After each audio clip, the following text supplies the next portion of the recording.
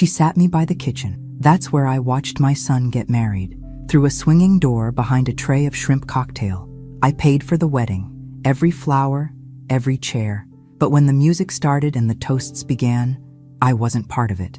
Not even close. I smiled, stayed quiet, and after the last bite of cake, I burned it all to the ground with one phone call. Subscribe if this story finds you, and tell me, where in the world are you watching from? There was no sign, no card, no nameplate, no warm greeting. Just a folding chair with a paper napkin tossed over the seat. That was my place, between a stack of used trays and a wheeled cart with a broken wheel that squeaked every time someone pushed it. I stood there for a few seconds, blinking hard. The scent of marinara hung in the air, thick and sour, clinging to the steam from the kitchen doors. I felt the heat from the ovens against my back, and something inside me twisted. I looked down at my dress, soft mauve chiffon, hand-stitched. I had spent 3 hours getting my hair done that morning.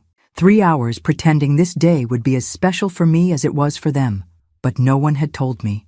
No one said, "We've made other seating arrangements." No one even looked at me when I arrived. Not even Daniel. He was too busy, smiling wide, adjusting his cufflinks, letting her mother kiss him on the cheek like she'd raised him. Like she was the one who stayed up every night when he had night terrors. Like she was the one who took double shifts when he needed braces and I couldn't afford both rent and his smile. I clutched my little handbag, beige leather, the one he bought me years ago for Mother's Day when he still called me Mama. My hands were shaking. I could feel it in my wrists, a subtle vibration like something electrical trying to escape through my fingertips. The catering manager, a boy who couldn't be more than, smiled awkwardly. They said you were supposed to wait back here, ma'am. The bride didn't want, any visual clashes with the theme? I stared at him. Theme? He winced, glancing at the swinging doors. The silver edge hit the wall again with a sharp bang. Laughter spilled in from the reception hall, followed by a burst of music. Like aesthetic consistency, with the photos and all. I sat down slowly. The chair creaked. There was a dark stain on the floor under my feet. Gravy, maybe. My shoes stuck slightly when I shifted them. I looked at my nails, freshly done in a soft pink. Then at the cold chicken breast someone had dropped in front of me on a chipped white plate. The worst part? I didn't say anything. Not one word. Because it was his day. Because I told myself, don't ruin this for him. Don't be that mother. Because I had paid for it all, and still believed that meant something. I pulled out the program I'd been handed at the church. Elegant cursive on cream cardstock. No mention of me anywhere. Her father walked her down the aisle. Her mother gave the first speech. I was just the purse string, the ghost in the kitchen, the woman no one wanted in the picture. The door swung again.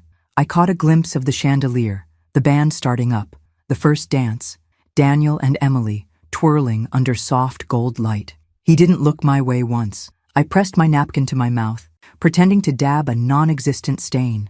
My eyes burned. I told myself it was the onions from the kitchen, the steam, the heat, not the betrayal. But it was. God, it was. And somewhere deep inside me, something cracked, quietly. Like a hairline fracture in glass you don't notice until the whole pane shatters. I stared at the wall in front of me. There was a patch of peeling paint behind a fire extinguisher. I stared at it so hard, I thought I'd burn a hole through it. That spot became my anchor, my focal point, the only thing keeping me from falling apart in front of a waiter carrying crab puffs. Because if I let it out, if I started crying, I didn't know if I'd ever stop. I took a deep breath, then another. The chicken on my plate had gone cold. I didn't touch it. Eventually, someone brought out dessert. I didn't taste it, just stared at the layers of white and gold, her colors, her perfect little vision. And then I made the call. It was short, direct. I didn't need to explain myself. Just 3 simple cancellations: the flowers for tomorrow's brunch, the second half of the band's payment, and the open bar that was supposed to last until midnight. My voice was steady, calm, controlled. And when I hung up, I didn't feel guilt. I didn't feel regret. I felt the first flicker of something I hadn't known in years. Power. I looked down at my hands again, no longer shaking, my heart no longer racing, just a quiet hum, like an engine coming back to life. The door swung again, another flash of light, of laughter, of the life I was excluded from. Let them toast without me. I had my own plans now. I didn't sleep that night, not for a second. I lay in that stiff hotel bed, still in my dress, staring at the ceiling fan spinning above me like it might suddenly unscrew and crash onto my chest. I half hoped it would. I could still smell the kitchen grease in my hair. The perfume of expensive roses mingled with the sour scent of my own sweat, humiliation clinging to my skin like a second layer. At some point I kicked off my shoes. My feet were swollen. They'd hurt during the whole reception, but I hadn't dared take them off. I needed to look presentable, even in the kitchen. It was around a.m. when I sat up. The digital clock glowed red. My phone buzzed again on the nightstand. I didn't check it. I already knew what was there. Missed calls from Daniel, from Emily. A message from my niece that just said, "What happened? Everyone's freaking out."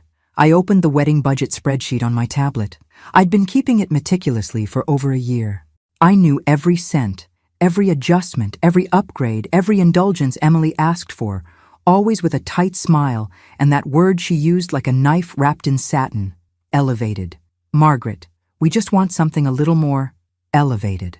That's how I ended up agreeing to hand-calligraphed invitations from some boutique Etsy vendor in Vermont. That's how the venue changed from the community church hall to a restored barn with chandeliers and antique whiskey barrels. That's how the open bar added a custom cocktail menu, and the cake went from 2 tiers to 5. I paid for it all. No one offered to split the cost. Not Daniel, not her parents. And I never asked, because I wanted him to have everything I couldn't afford when I was raising him. I scrolled through the transactions. My breath caught when I saw them. 2 unauthorized charges made just days before the wedding. Bar tab from a tasting event. Dress rehearsal dinner upgrade. Same restaurant where they sat me in the back near the kitchen again. My stomach clenched. I double-checked the card. My card. Used without permission. And then I saw the note she left on Venmo to one of her bridesmaids. "His mom is covering everything. Might as well go big." Wedding vibes. I didn't cry. Not this time. I felt nothing. That strange, heavy nothing that comes after too much pain. Like my insides had gone numb, like my nerve endings had curled inward to protect themselves. I reached over and turned on the lamp. The light stung my eyes. I went to the mirror above the dresser. My reflection startled me. There was mascara smudged beneath my eyes. The soft lines of my mouth had hardened into something unfamiliar. My hair was flat, one side crushed from the pillow. I looked like someone who had aged 10 years in one night. But then, something shifted. I smoothed my hair back, washed my face, sat down at the desk, and opened my email. I drafted 3 messages. One to the florist: "Please cancel Sunday delivery. The payment balance is withheld. Thank you." One to the band: "Due to changes in the event schedule, we will not require the second performance. Please consider the matter closed."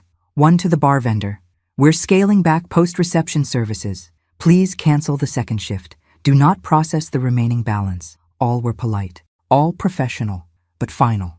It was almost dawn when I hit send, and when the sky outside turned from black to bruised blue, I closed my tablet, sat on the bed, listened to the quiet hum of the air conditioning, and for the first time in months, I felt like myself again. I wasn't angry, not yet, but I was done. Done being convenient, done being the wallet, done being the afterthought. Let them figure it out, let them scramble, let them remember the moment the music cut off, the bar stopped pouring, the flowers never arrived, and wonder why.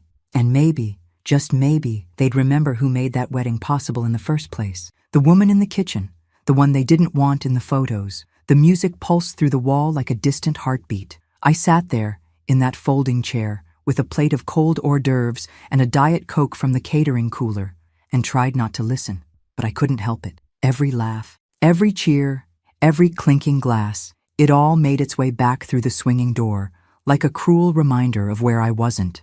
I could hear someone making a toast, male voice, probably her father, or maybe Daniel's best man. I leaned back slightly, just enough to catch a glimpse through the crack of the door. There they were, lined up in front of that ridiculous floral arch I paid $10 for.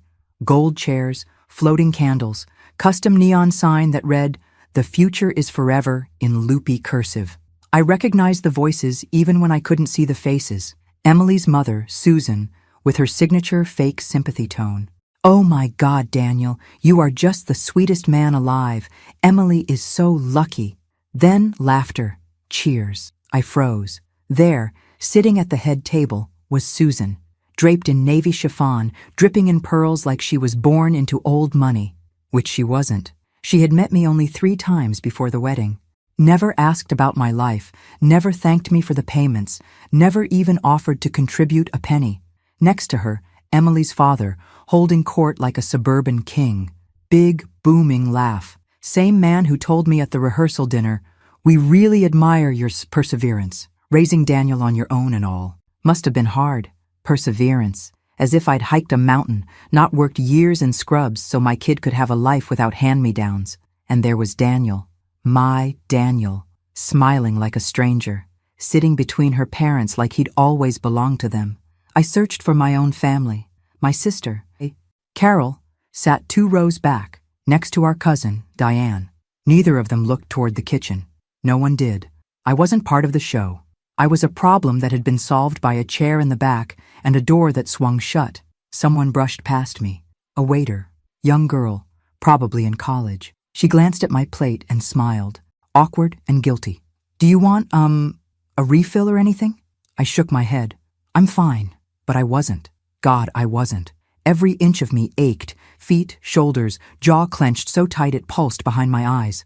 My heart sat heavy in my chest, like a lump of something rotten that refused to move. I stared down at the plate. 3 olives, a slice of brie, a sad little triangle of toast. I hadn't eaten since breakfast, but I couldn't bring myself to put anything in my mouth. My stomach was a clenched fist, my throat a narrow pipe. I thought of the seating chart. I'd asked Emily gently, weeks ago, "Have you figured out where I'll be sitting?" She smiled, tight, bright. "We're still finalizing everything. Don't worry, Margaret. You'll be included." I should have known. I did know. Somewhere deep down, I knew I was being managed, moved around like a prop, invited for the checkbook, tolerated for the optics, but never truly wanted. The worst part? I said yes to everything. I let them chip away at my role, one tiny concession at a time. No speech from me, no mother-son dance, because they said it would feel awkward. No photos before the ceremony, no mention in the program, just a seat, in the kitchen. I heard Daniel laughing again, that deep, rumbling laugh he used to have as a kid when I'd chase him through the sprinkler in our backyard. The same laugh I hadn't heard directed at me in years. I felt something rise in my chest. Not grief, not disappointment. Rage. Quiet, controlled, devastating rage. I stood up, walked toward the swinging door, placed my hand on the edge and pushed just slightly, just enough to peek through again. I locked eyes with Emily. She saw me. She knew where I was, knew what she had done, and she smiled, not apologetically, not nervously, but calmly, confidently, like it was natural, like I was exactly where I belonged. She turned back toward her bridesmaids, tossed her head back, and laughed. That was when I knew this wasn't a mistake. This wasn't an oversight. This was deliberate. They had planned it, chosen it. She didn't want me there, and Daniel had let her. They both had. And just like that, something inside me shifted. Not broken. No, not this time. Repositioned. My place in their lives had changed, and I was done pretending I didn't see it. Let them have their spotlight. Let them drink their champagne. They thought I was invisible. They had no idea what I could take away. The toast started while I was still standing by the kitchen door. Someone had dimmed the lights in the reception hall.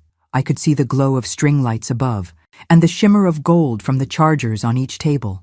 The mic squealed once, and then her father's voice boomed through the room like a game show host. "To our daughter Emily and her perfect new husband Daniel." Cheers erupted. I took a step back. The kitchen behind me was chaotic, metal trays clanging, voices rising, a server arguing about Table 12's gluten-free plate. I moved to the side, leaned against the wall. The plaster was cold against my back. The smell of garlic and hot oil clung to the air. From the other side of the door, her father kept going. When Emily was little, she told us she wanted a fairy tale. A prince, a castle, and a happy ending. Well, sweetheart, today, you got it. More applause. My breath caught. He was never there when Daniel was little. Never saw me mop vomit off the bathroom floor at AM. Never watched me sew buttons back onto his school uniform. Never drove miles on icy roads just to take him to a chess tournament. But today, they were rewriting the story, and I had been edited out. I looked down at my hands again. My fingers were blotchy, the skin thin, slightly trembling. The cold air vent above made my arms prickle. Then came Emily's mother's turn. Her voice was syrupy, over-rehearsed. "We're so grateful to be joined today by so many people who love Emily and Daniel, and to welcome Daniel into our family. He's like a second son to us already." Another cheer. Like a second son. Not a word about me. Not a word about the woman who raised him. "No, thank you for everything, Margaret. No, we appreciate your generosity. No, this day wouldn't be possible without her. Nothing." I bit the inside of my cheek so hard I tasted blood. My feet ached, but I refused to sit. Then came the part I had been dreading, the groom's speech. Daniel stepped up to the mic. He looked radiant. Strong jaw, confident stance, tailored suit that I had helped pay for. I had seen him take his first breath in a NICU unit. Now he stood there, grown, glowing, a stranger. "I just want to thank everyone for being here," he said. His voice was deeper than I remembered, polished, like he'd rehearsed it in a mirror. "I feel so lucky. Emily, you've made me the happiest man alive. And to your family, thank you for welcoming me like your own. I truly feel at home with you all." My throat closed. "And to everyone who helped make today happen, thank you. This has been the most incredible day of our lives." My name was never said. Not once. I had paid the venue, the catering, the photographer, the DJ, the linens, the custom neon sign. I even paid for the dress Emily wore as she stood there with her hand on his arm. And yet, I didn't exist. The servers clapped. I didn't move. The band picked up again. The dance floor started to fill. Someone brought me a slice of cake on a plastic plate. I stared at it. Vanilla, with raspberry filling. Her favorite. I don't like raspberry. Never did. I looked at the thin gold fork they gave me. My hand was steady now. I remembered when Daniel turned 10 and asked for chocolate cake with sprinkles. I worked 2 extra shifts just to buy the one from the bakery he'd pointed to in the window. His eyes lit up when he saw it. He hugged me so tight that day. That boy was gone. In his place, a man who didn't even remember to save me a chair. I set the cake aside. I waited until the last bite of dessert was served, until people were getting up, loosening their ties, wiping icing from their lips, until the music hit that perfect peak. Then I walked out of the kitchen, straight past the servers, straight past the bar, out the side door. The air outside was cool and still, the kind of silence that hums in your ears. I took out my phone. 3 calls, 1 to the florist, 1 to the band, 1 to the bar manager, polite, direct, no need for explanations. By the time I walked back into the hotel, the wheels were already turning. Tomorrow's brunch? Cancelled. Late night music set? Pulled. Second bartender and cocktail menu? Gone. I had stayed quiet long enough. Let them enjoy what's left. Let them feel the gap, the absence. Let them ask questions. I didn't care if they called me dramatic, petty, ungrateful. They already erased me from the story. All I did was turn the page. The hotel room smelled like rose lotion and something faintly metallic. Maybe the stress, maybe my skin. I sat cross-legged on the bed, the comforter still perfectly made beneath me, untouched since I checked in 2 nights ago. I hadn't cried, not once, but something inside me had turned cold. Not frozen, no. Frozen things are brittle. They crack. I was hardening, tempered. The sun hadn't even come up yet. I reached for my purse and pulled out my phone.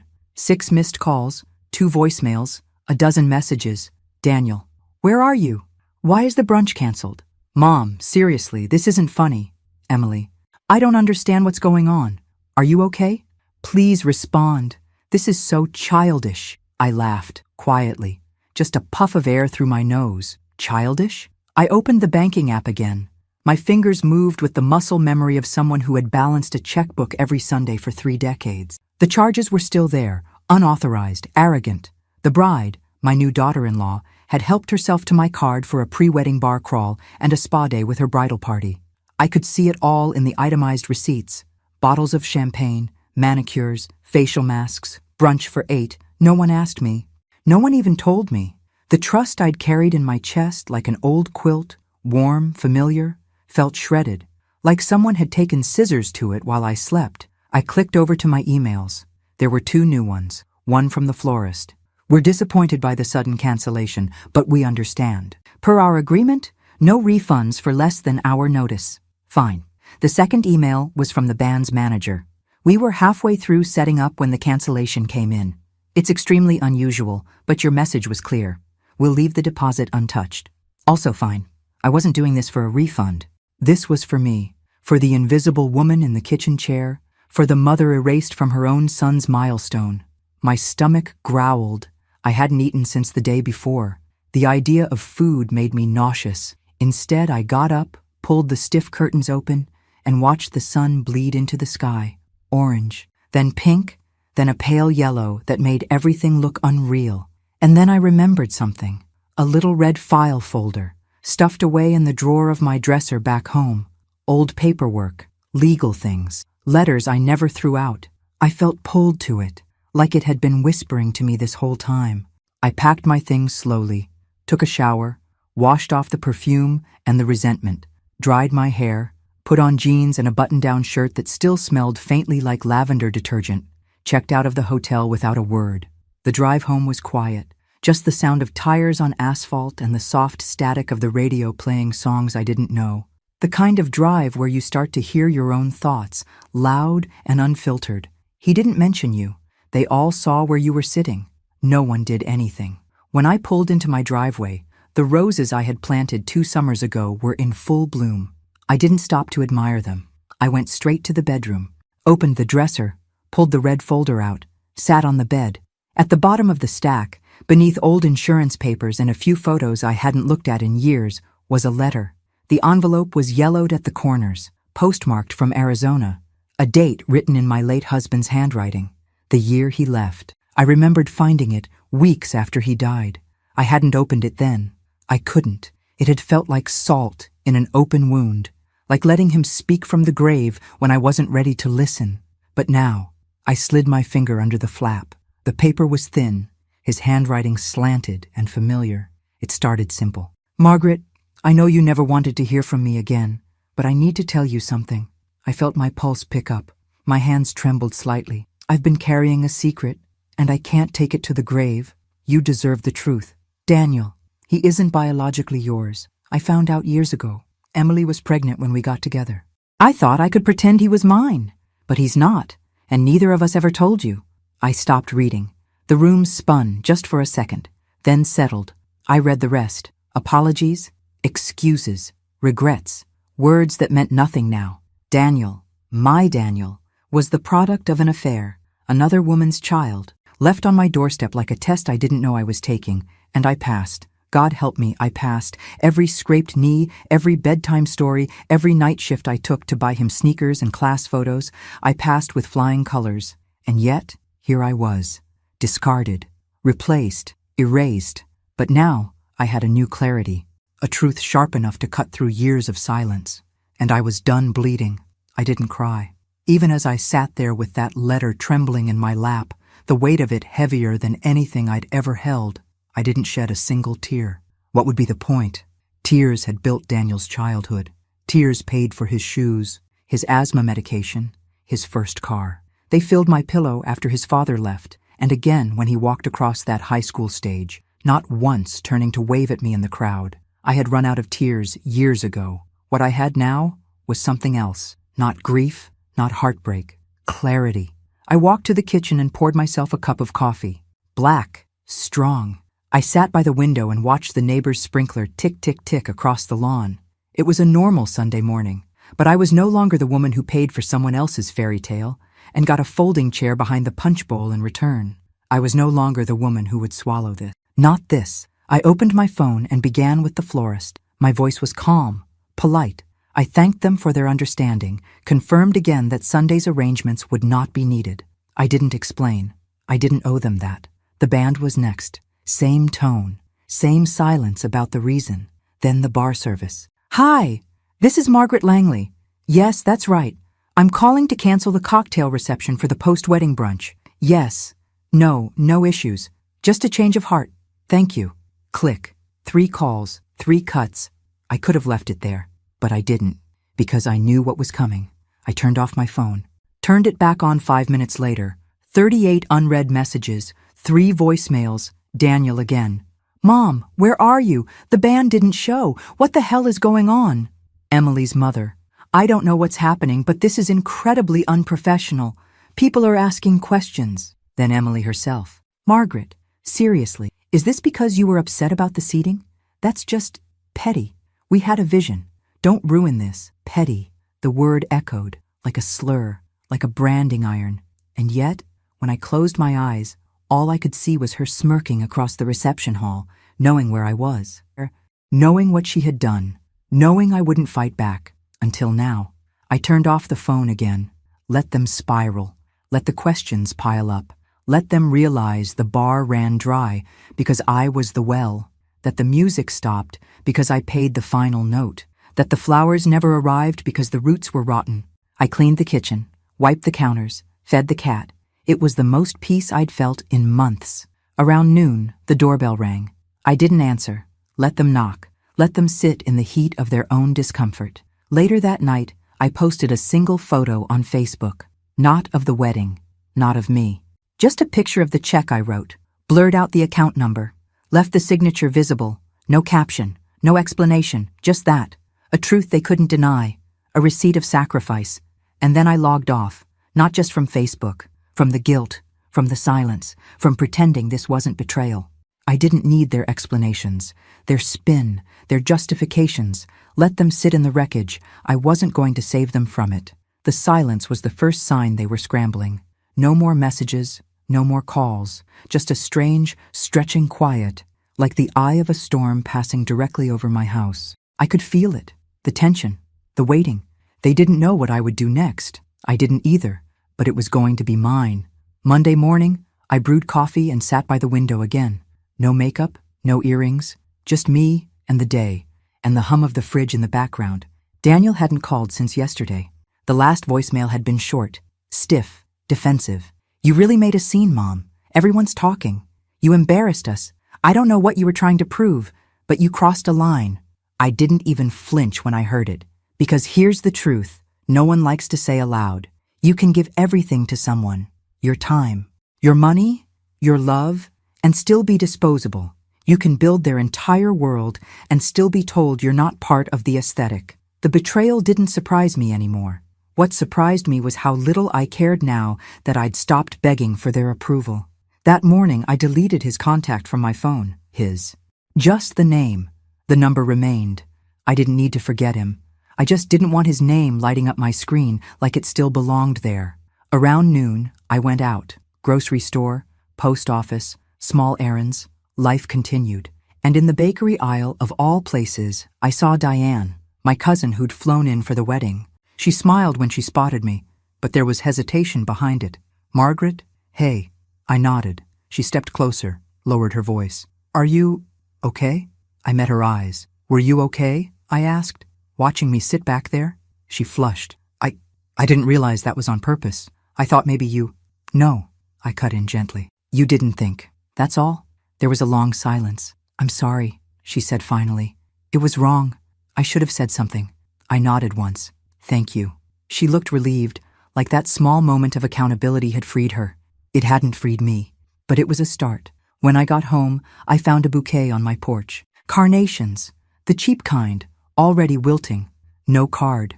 I didn't bring them inside. Instead, I walked them straight to the trash bin. Later that evening, I checked Facebook. The photo of the check had nearly 100 comments. Old friends, colleagues, neighbors, people I hadn't heard from in years. Some were confused. Some were outraged, but most understood. One comment stuck out. This broke my heart, Margaret. And I've never related to something so deeply. Thank you for showing us we don't have to stay quiet. That was it. The beginning of something new.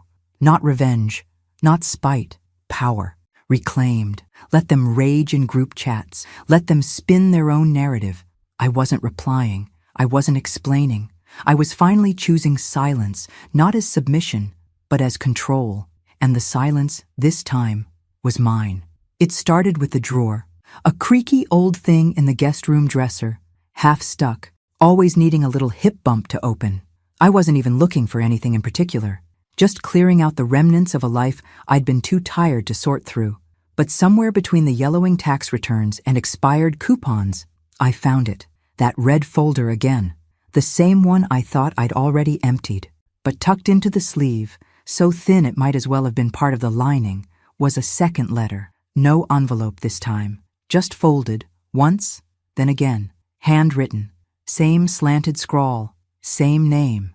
My ex-husband's signature stared up at me like a ghost. Michael. It was dated 3 days before his death. Margaret, if you're reading this, I guess the first letter reached you. I don't know if you opened it. I hope you did. I won't waste time apologizing again. I need to tell you something more, something I couldn't carry with me, something I should have said a long time ago. Daniel wasn't just someone else's son. He was never supposed to be yours at all. When Emily left him at my door, she didn't want to keep him. She was 18, terrified. She asked me to give him up for adoption. I couldn't. I didn't have the heart. I lied to you. I told you he was ours, that it was a mistake from before we got married. You believed me. You raised him. You loved him like he was flesh of your flesh. But the truth is, he wasn't even that. He was a stranger's child. And you made him your world anyway. I don't know how you'll feel reading this, but I hope, God, I hope, you know that whatever else I did wrong, I was right about choosing you. You were the only person strong enough to be his mother, not because of blood, but because of who you are. I didn't move. The words sat on my chest like a boulder, not biologically mine, not even accidentally mine, chosen by a man who abandoned both of us, who gave me a child and then walked away like it was a favor. My breath caught. For the first time in days, my knees went weak. I sat down on the edge of the bed, paper still in my hand. 1,000 images flashed in my mind. The first time I rocked Daniel to sleep, his tiny fists curled against my shoulder. His first word, truck. The fever that scared me so badly, I drove to the ER barefoot in winter. The science fair project he stayed up crying over when the volcano wouldn't erupt. His first real heartbreak. His laugh when he found out he'd gotten into college. Every moment I thought was ours. I had built my life around this boy. I had shaped my identity around being his mother. And now I had to accept something no woman should ever have to.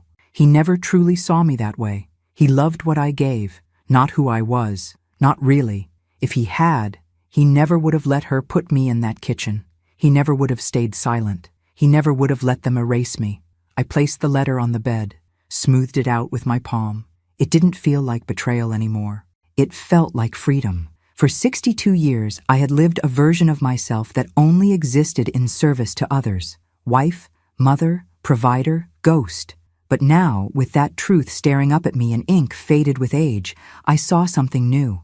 I had power I didn't even realize, because I loved someone completely who never belonged to me, and I never let that stop me. Because I chose to stay when others ran. Because I made a family, even when it wasn't written in blood, and I could choose again, starting now. I left the letter open on the kitchen table, didn't hide it, didn't lock it away, just let it sit there, plain and visible, like a truth I no longer needed to shield from myself. I moved through the house like I was seeing it for the first time. The beige walls, the faded photos of Daniel's high school graduation, the dent in the doorframe from when he crashed his bike trying to ride inside. I used to smile at that dent. Now I just stared at it. That house was a museum of sacrifices, of all the ways I'd erased myself to keep him whole. The faded armchair I nursed him in, the sewing kit I used to hem his pants, the pantry still full of his favorite cereal, Honey Bunches of Oats, even though I stopped liking it years ago. It hit me all at once. I didn't know what my favorite cereal was. I didn't know the last book I'd read that wasn't a parenting guide or something from the hospital's required reading list. I didn't remember the last time I spent money on something just for me. I had lived so long being his mother, I'd forgotten how to be a woman. A person. I poured myself a glass of water and sat on the couch. The silence in the house had changed. It didn't feel lonely. It felt honest. My phone buzzed on the side table. Daniel again. A long message this time, a different tone. I don't know what happened. I've been thinking about everything. Emily said she didn't mean to hurt you. I'm sorry if you felt excluded. If I felt, not because you excluded me, not because you left me behind. If I felt, it was still about his perception, his comfort, his distance from blame. I didn't respond. Instead, I picked up the remote and turned on the TV. The hum of a cooking show filled the room. Calm, steady. My eyes drifted to the letter again. He wasn't mine. Not biologically, not legally, but I had been his, until he made it clear I was no longer part of the family he was building. The ache inside me wasn't for him anymore. It was for the version of myself I had abandoned to raise someone who never once turned around to ask, "Are you okay, Mom?" All those years, all those birthdays I made special, all those Christmas mornings I stayed up past midnight wrapping dollar store gifts in perfect bows, all those "you go sit, I'll do the dishes" kind of days I never had because no one ever offered. I had been his background music, his safety net, his reliable silence, but no more. That evening, I took every framed photo of us off the wall, not out of anger, not out of spite, because it was time to stop living in a shrine to a version of motherhood that demanded I disappear. I boxed them gently, wrapped the glass in old towels, labeled the box memories, not obligations. I cooked dinner, just for me, a recipe I saw once on a travel show: lemon butter pasta with roasted cherry tomatoes and garlic. No chicken nuggets, no side of mac and cheese, just what I wanted. I lit a candle while I ate, played soft jazz, set the table for one. It was quiet, but not empty. It was the sound of reclaiming something I hadn't realized I'd lost: myself. The invitation list started with silence. No glitter pens, no gold foil, just a lined yellow notepad and the sound of my pen scratching across it. I wrote the names one by one, not people I had to invite, people I wanted to. Claire, my old friend from the ER who used to sneak coffee into my locker when I worked doubles. Mr. Henderson, my next-door neighbor who always snowblowed my driveway before I could get out there. Dina, from the bookstore I visit every Sunday, who always asks about my week and actually listens. Nurse Janet, who once stayed late on her own birthday to help me cover a shift. No one shared my blood, but every single one had made me feel seen in a way my own son never had. And that was the new theme: people who saw me. It wasn't a wedding, wasn't a holiday, just a dinner, at my house, with my food, at my table, no folding chairs, no back kitchens. I spent the next few days getting everything ready, not because I had to impress anyone, but because I wanted to. For the first time in years, I wasn't preparing something for someone else's story. This wasn't about Daniel. It wasn't about redemption. It wasn't about proving anything. It was about making space for joy, for me. I went to the market and picked out the ingredients myself: fresh basil, garlic, heirloom tomatoes, not a single frozen appetizer tray in sight. I even bought a new tablecloth, blue with sunflowers. It reminded me of something I would have liked when I was 20, before all the shoulds started stacking up like bricks around my life. On the morning of the dinner, I woke up early and played music while I cooked. Van Morrison, Stevie Nicks, Norah Jones. My house smelled like garlic and olive oil and lemon zest, like warmth, like effort, like home. The first guest arrived just before 6. Claire, with a bottle of red and a huge smile. "You look amazing, Maggie." I did. Hair soft, gray at the temples, but loose and confident. A linen blouse that made my skin feel cool. No Spanx, no mascara tears waiting to happen. Just me. They trickled in after that. 6 guests. Laughter at the door. Hugs that lasted longer than they needed to. Wine being poured without asking permission. We ate at the table I once used for folding laundry and helping Daniel with math homework. Now it was full of passing plates, clinking forks, napkins being dabbed to mouths mid-laughter. I laughed too, really laughed. Someone brought up bad first dates. Someone else admitted to stealing a pen from the bank every week out of spite. And somewhere between dessert and seconds, it hit me. This was family, not assigned by blood, but chosen, intentionally, authentically. I didn't feel forgotten. I didn't feel managed. I didn't feel small. I felt present. Toward the end of the evening, as we sat under the string lights I'd strung across the back porch, Claire raised a glass. "To Margaret," she said, "for being the kind of woman who reminds us that it's never too late to take your seat at the head of your own table." Everyone clinked glasses. I laughed softly, and I meant every word when I raised my glass and said, "To finally being seen." The knock came just after noon. Not loud, not urgent, but steady, like he knew I was home and wasn't going to leave until I opened the door. I stood in the hallway, barefoot, watching his silhouette through the frosted glass. Daniel. It had been a week since the wedding. 7 days of silence from me. 7 days of unraveling for him. I opened the door slowly. He looked the same, but not really. The suit was gone. So was the glow. He wore a wrinkled t-shirt, dark circles under his eyes. His mouth tightened when he saw me, like he'd rehearsed 10 different ways to start this conversation and forgot them all at once. "Hi, Mom." I didn't say it back. I stepped aside, let him in. He hesitated, then walked past me. The house was clean, quiet. Sunlight streamed across the living room floor. On the mantel, the photos were gone, every last one of him. He noticed. His eyes flicked to the empty spaces. "Where are the pictures?" I ignored the question. "Sit down," I said. Calm, flat. He obeyed, sinking into the armchair across from me. For a long moment, neither of us spoke. Finally, he sighed, ran a hand through his hair. "I didn't come here to fight." I nodded. "Good. He shook his head. "I don't understand what happened. One minute everything was fine, and the next, you're canceling things, posting checks on Facebook." That stung. He didn't ask how I felt. He didn't say, "I'm sorry." He wanted an explanation. I stood, walked to the hallway closet, and pulled out a box, set it down gently on the coffee table between us. "What's this?" he asked. "Receipts," I said. "Every one of them, from the last 12 months. Venue deposits, dress fittings, caterer down payments. I even covered the extra dance floor you wanted. Remember that?" His eyes scanned the papers, but didn't touch them. Then I pulled out the next item, the letter, his father's handwriting, unmistakable. I didn't speak while he read. I watched his face. At first, confusion, then recognition, then the slow, creeping shade of disbelief. He looked up. His voice cracked. "You knew?" "I do now," I said. He swallowed hard. "So you're angry because I'm not angry because you're not my biological son," I said, cutting him off. "I'm angry because I raised you, Daniel. I gave you everything I had, and when the moment came for you to honor me, to stand up and say, 'This woman made me,' you sat down." He looked down. "Silent. You let them push me into the kitchen," I continued. My voice didn't shake. "You watched them humiliate me, and you said nothing. That's what broke me. Not your DNA, not the money." He finally spoke, barely above a whisper. "I didn't think it would matter," Emily said. "She said it would be better for the pictures, for the look. I didn't think you'd be hurt." I laughed, cold, brief. "You didn't think." "Exactly." I stood, walked over to the mantel, held up one of the empty frames. "This used to hold a photo of your kindergarten graduation. You had a missing tooth and marker on your shirt. You ran off the stage, straight into my arms." I placed it face down.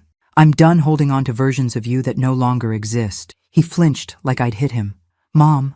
"No," I said firmly. "I'm not your backdrop anymore. I'm not your bank. I'm not your afterthought." He looked at the floor, his jaw clenched. He nodded slowly. "I'm sorry," he whispered. "Too little. Too late." I picked up the box, closed the lid, handed it to him. "These are yours now. Take them. Every receipt, every record, every reminder of what you chose to overlook." He hesitated, then took the box, and I walked him to the door. He paused at the threshold, looked back at me like he was searching for a crack, a softness, a sign that the door might open again later, but it wouldn't. "You always said I was your whole world," he said quietly. "You were," I replied, "and now I'm finally mine." Then I closed the door. The house was warm with laughter, real laughter, the kind that fills your chest and makes your eyes crinkle without you even noticing, the kind that echoes through the walls and reminds you you're alive. The smell of garlic and rosemary danced through the air. The table was set with care. Blue and sunflower yellow cloth, mismatched plates, cloth napkins folded into little fans. I had placed a candle in the center, not to impress anyone, just because I liked the way the flame made the silverware shine. My guests were gathered in the living room, sipping wine, sharing stories. Mr. Henderson was in the corner, telling a story about how he once locked himself out of his house in his underwear. Everyone was howling. Claire had tears in her eyes from laughing so hard. And me? I was standing in the kitchen, barefoot, holding a glass of wine, smiling, not waiting to be called in, not hidden behind a door, not forgotten. I was hostess. I was present. I was seen. I plated the last dish, roasted vegetables with thyme and sea salt, and brought it out. As I set it on the table, someone clapped. "Chef Margaret strikes again," Claire said with a grin. We sat, passed the bowls, poured more wine. Somewhere between the second helping and the last bite of cornbread, Claire raised her glass again. I think we should toast, she said. Everyone nodded. To what? Dina asked. Claire turned to me. To choosing yourself, she said, and to knowing when to stop giving to people who only know how to take. Everyone raised their glass. And I, finally, fully, raised mine too. I stood up. My hands didn't shake. My voice didn't tremble. I looked at every face around that table. People who weren't bound to me by obligation or blood, but by choice, by love, by respect. And I said, to the mothers who stayed quiet for too long, to the women who gave everything and were told it still wasn't enough, to the ones who were asked to sit in the kitchen after building the damn house, this is for us. May we never sit down again unless it's at the head of our own table. Glasses clinked. Someone cheered. And I sat down, not in the back, not out of sight, not in exile, but in my chair, my place. Daniel never called again. I didn't need him to. The people who matter were already here. The next morning I woke up to birdsong and light pouring through my window. No regrets, no tightness in my chest, just peace. I made coffee, sat on the porch with my robe fluttering gently in the breeze. I looked out at my garden, roses blooming wild and bright. I wasn't someone's backdrop anymore. I was the main character in my own life. And finally, that was enough. Thanks for listening. Don't forget to subscribe and feel free to share your story in the comments. Your voice matters.